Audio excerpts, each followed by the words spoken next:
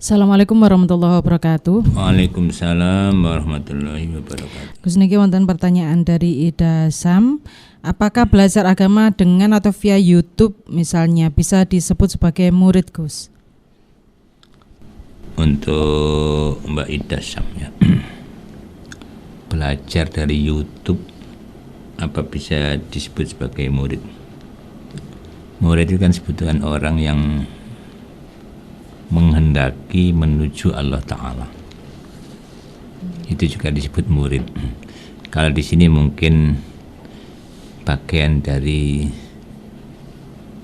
murid dari seorang guru, yaitu pencari ilmu, ya, diakui sebagai muridnya, bisa atau tidak. Di dalam transfer ilmu dan di dalam ulumul hadis misalkan itu ada istilahnya tahammulul hadis. Cara menerima hadis yang paling kuat adalah metode simai. Guru menyampaikan, membacakan hadis, murid mendengarkan. Dan di situ ada pertemuan, ada liqa. Makanya syarat suatu hadis disebut sahih menurut Imam Bukhari harus ada liqa, pertemuan. Kalau YouTube ini kan tidak ada pertemuan. Ya, tidak ada pertemuan antara murid dan guru. Beda dengan video call, itu langsung ketemu. Kalau YouTube ini hanya kayak melihat film. Jadi beda antara video call atau telepon langsung. Video call dengan ada kelihatan wajah dan suara. Ini beda dengan kita ngelihat video atau apa itu short video dalam YouTube yang biasanya ada pengajian, terus kita upload di YouTube, terus banyak pendengarnya. Dari segi itu maka tidak bisa disebut sebagai apa ya? Ya, di dalam sahabat aja beda ya. Jadi sahabat itu adalah orang yang man ra'an nabi, ya, orang yang melihat Nabi, wa aman Nabi, dan beriman dengan Nabi. Ya. Ada yang mengubah definisi ini karena ada sahabat yang buta. Seperti kayak Ibnu Ummi Maktum, sehingga definisinya sahabi diganti menjadi man aliman Nabi, ya, orang yang mengetahui Nabi, wa aman Nabi, dan beriman kepada Nabi. Lah orang yang beriman tapi tidak melihat itu bukan disebut sahabi tapi mukhadram, kayak Raja Najasyi.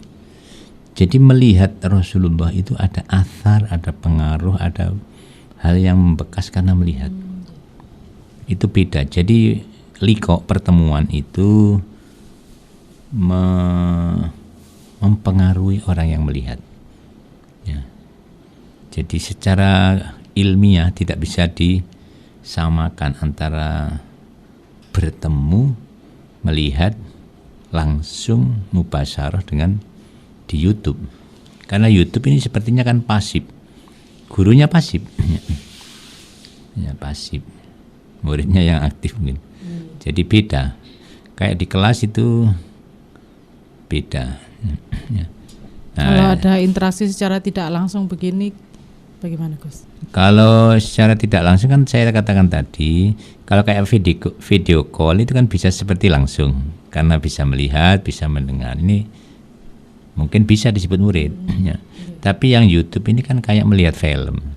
Jadi saya kira secara ilmiah tidak bisa. Ya.